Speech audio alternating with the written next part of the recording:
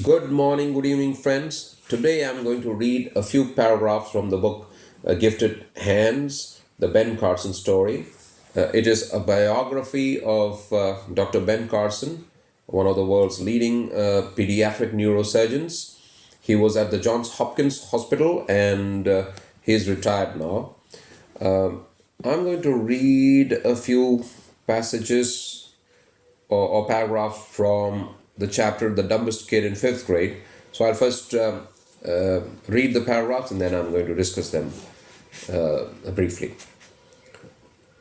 A few weeks later, Ben received his midterm grade report. He was not surprised to see an F next to most of his subjects. His brother's report looked nearly the same way. When Ben got home, he dropped his grade card and his books on the table, hoping his mother wouldn't see the report until after he was in bed.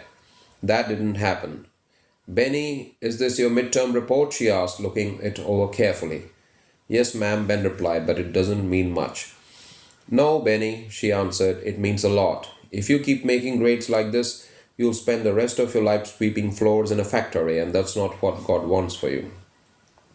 Sonia pulled Ben and Curtis close to her and looked right into their faces. Boys, I don't know what to do, but God promises in the Bible to give wisdom to those who ask.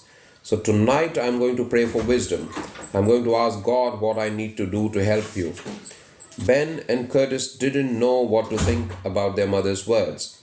Had she gone off the deep end? Did she really think God was going to tell her how to help them get better grades? 2 days later, 2 days later, the boys found out God's answer to their mother's prayer and they didn't like it. God says we need to turn off the television, Sonia told her sons. You may choose 3 TV shows to watch each week, but 3 times per week is it. You can use the extra time for reading. The boys complained and tried to change her mind, but their mother wasn't finished. You're also to write 2 book reports every week about what you read. Then you can present your reports out loud to me. Anytime Ben and his brother complained about the TV restrictions, Sonia Carson firmly held her ground and insisted, if you boys keep reading books, someday people will be watching you on television. That prediction seemed more than a little far-fetched to Ben, but he definitely believed his mother when she said if he tried, he could do anything he wanted to do.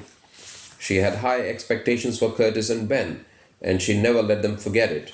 She observed the lives and habits of the successful and wealthy people whose homes she cleaned every day. They are no different from us, she told her sons. Anything they can do, you can do. And if you really want to, and you work hard, you can do it better. On occasion, Ben's mother drove the boys out to the neighborhoods where she worked. As they got at the huge houses, Mrs. Carson would tell her sons, you two have a choice. I've told you about the people I work for out here. How I've noticed they don't watch much television. They have a lot of books and always seem to be reading and learning. They also work hard, first to get a good education, and then they work even harder to become successful in their careers. Because they do all that, they can afford to drive nice cars, build these big houses, and live in this beautiful neighborhood. So let's see what we can learn from this, and what are some of the things that we can put into practice.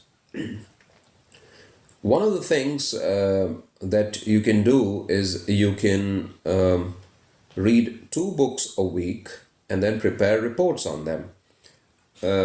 So for example, if your children are at school, you can ask them to borrow 2 books from the library and then ask them to prepare a report on those 2 books and then to submit that report to you. And if you want to improve yourself, you can follow the same process. Just buy 2 books or get a library membership and borrow 2 books every week and read them and prepare a report about what you've read, and then just submit the report to someone you know, or maybe you can read it out to yourself. What this will do is it will ignite your thinking capabilities. So reading is not just about stuffing the brain with a lot of information. It's not about memorizing a lot of things. It's not about cramming your brain with information thought by others. and imagined by others. Reading promotes thinking. It ignites your thinking process. So if you notice, if you notice how some of the scientists got their ideas, you'll see that maybe a sentence or a formula from a book did have an effect on their discoveries and inventions. So Newton had read the works of Copernicus and Kepler and Euclid and all other great mathematicians and physicists who had gone before him. Einstein had read the works of Newton and Galileo and Faraday and James Clerk Maxwell. So reading does ignite our thinking capacity.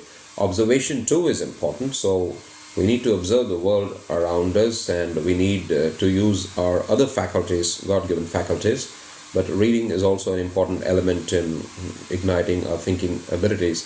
And especially for students, I think it's very important. Reading can improve their academic performance at school. So if you see, Ben Carson was considered one of the dumbest kids in his class, but later on, because of this simple method of reading 2 books every week and preparing a report on those 2 books, he was able to excel in school and later on became one of the world's leading neurosurgeons. The other thing that we learn from this this segment that we just read is that we should limit the time we spend on watching television. A few hours every week is fine, but beyond that, we are just wasting our precious time. Watching other successful people, maybe sports people or movie stars or politicians or other motivational speakers, I mean, it's fine, but what we need to do is we need to develop our own lives, and for that we need to spend time on our brains, and yes, on our physical fitness as well, but brain is also an important thing, right? I think it was Edison who said that the body has been given to carry our brains, because that's the most important organ in our body. So we need to do something about our brains. So Peter J. Daniels says that he's one of the greatest motivators in the world and a great businessman and a great writer.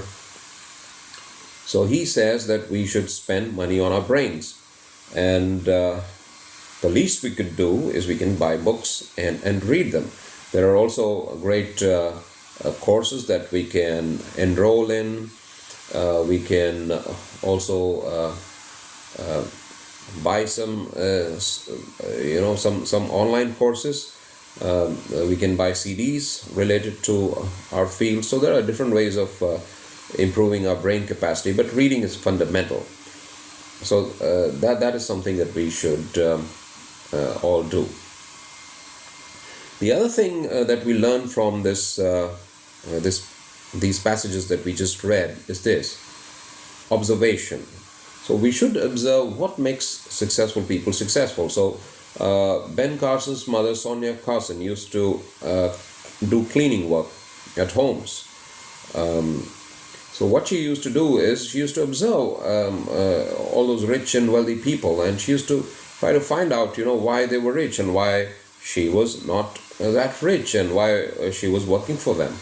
So she noticed that those guys who were rich were spending less time on television and more time on books and acquiring information, and then trying to be successful in their careers. So observation skill is extremely important. That's how you gain insight. You see how the world works. So just keep an open eye and an open mind, and try to observe the world around yourself, and try to learn from people who succeed, so that you could gather useful information from the world and then apply them to your own lives and be successful. So these are two or three things that you learn from the passages that that I read. So let me recapitulate what I just said. First thing, read two books yourself, or make your children read two books every week, and then prepare a report on those two books, and then submit those report to someone. I mean, if you want, you can just submit that report to your friend, or just read those reports out to your friends, or if it's your children, then just ask them to read that report to you. The second thing is, you can limit your time or that you spend on television. Just cut down that time. So use most of your time on developing your brains and developing your life, instead of watching television for hours. So just limit the watching of television. The third thing is, just observe what makes successful people successful, and try to gain insight from that. And the information that you gain from observation is something that you can put into practice. So thanks for watching this video, friends. I hope you liked it. Thank you.